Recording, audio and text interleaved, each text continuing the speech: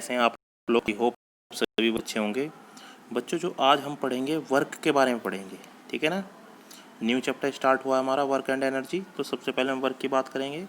Work में पहले introduction पढ़ते हैं इसका। The energy for the life process comes from food. बिल्कुल सही बात है। ज़िंदगी जीने के लिए जो है फूड की ज़रूरत होती है। Activities like playing, singing, reading, writing, thinking, jumping, cycling and running requires energy. ये सभी चीज़ें जो है इनको एनर्जी की ज़रूरत होती है, ठीक।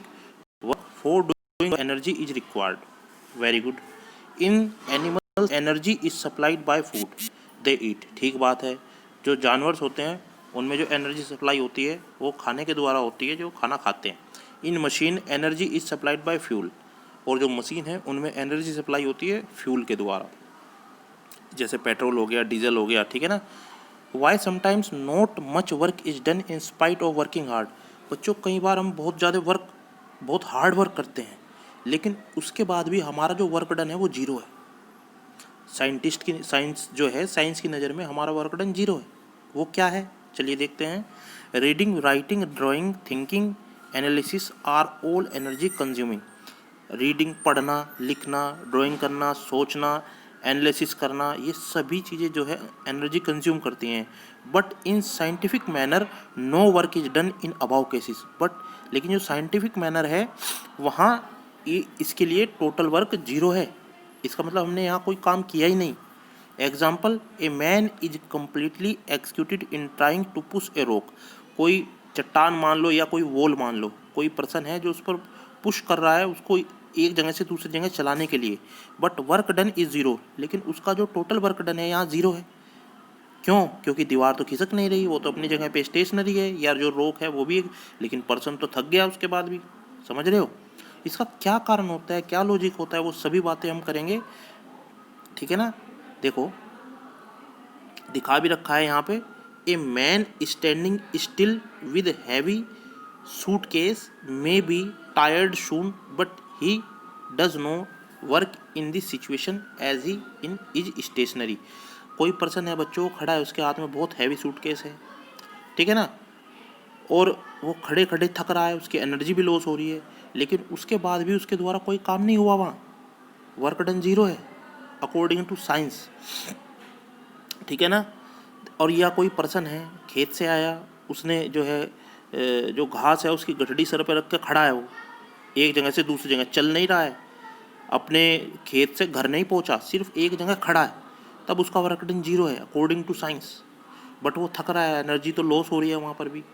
और ये दिखा रखा है, जैसे फिगर है यहाँ, ये वॉल है, ये पर्सन इस वॉल पे को धक्का लगा रहा है, लेकिन ये वॉल कहीं नहीं जा रही है, यहीं खड़ी है, पर्सन तो थक रहा है। समझ रहे हो? तो अकॉर्डिंग टू साइंस यहाँ भी इसके द्वारा किया गया काम जीरो है। बच्चों, इसका कारण क्या है? देखो, अब वैसे तो हम इसको आगे पढ़ेंगे, लेकिन मैं आपको इसको बता देता हूँ थोड़ा थोड़ा, ठीक है ना। बच्चों, अकॉर्डिंग टू साइंस क्या होता है कि वर्क डन फोर्स और डिस्प्लेसमेंट के डॉट प्रोडक्ट के इक्वल होता है, एफ डॉट डी एस। ये डॉट प्रोडक्ट क्या है बच्चों? ये एक मल्टीप्लिकेशन होती है जो आप लोग आगे पढ़ेंगे, या सिर्फ आप इतना भी कह सकते हैं, जो वर्क डन होता है वो डिस्प्लेसमेंट पूरा नहीं लिख रहा हूँ, इनटू, या पहले फोर्स आएगा यहाँ, या डिस्प्लेसमेंट इनटू फोर्स कह लो, इनटू, अगर डॉट नहीं है इसके बीच में तो कोई सा भी पहले आ सकता है। समझ रहे हो? अगर डॉट प्रोडक्ट है तो पहले फोर्स आएगा फिर डिस्प्लेसमेंट आएगा, ठीक है। तो कहने का मतलब है, अगर एक भी चीज़ दोनों में से जीरो होगी तो वर्क डन जीरो होगा। देखो कैसे, हमने अभी बताया वर्क डन क्या होता है, फोर्स इनटू डिस्प्लेसमेंट। यहाँ देखो, फोर्स तो ये लगा रहा है, बिल्कुल सही बात है, पर्सन है जो इस वॉल पे फोर्स तो लगा रहा है, लेकिन क्या दीवार कहीं खिसक रही है क्या? नहीं। तो डिस्प्लेसमेंट कितना होगा इस कंडीशन में? ज़ीरो। तो वर्क डन कितना हो जाएगा? Total zero. बात समझ में आई क्यों वर्क डन जीरो होता है यहाँ? चलिए आगे की ओर बढ़ते हैं। Work is said to be done when, और वर्क होता कब है? A moving object comes to be rest. जब कोई एक मूविंग ऑब्जेक्ट है वो रेस्ट में आए तो वर्क होगा, ठीक है ना।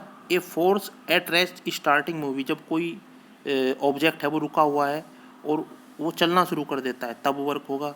Velocity of an object change. मान लो आप कार है, ठीक है ना, आपकी कार की स्पीड पहले 60 किलोमीटर पर हार थी, फिर आपने उसको बढ़ाकर 70 किलोमीटर पर हार कर दिया या 50 किलोमीटर पर हार करके घटा दिया, तब भी वर्क होगा बच्चों। Shape of the object change, मान लीजिए आपके पास कोई आर्म है, ठीक है ना, क्या है आपके पास, कोई आर्म है ऐसे, ठीक है, और आपने क्या किया, ये पका हुआ आम है, फिगर अच्छी सही नहीं बनी, कोशिश करते हैं सही फिगर बनाने की।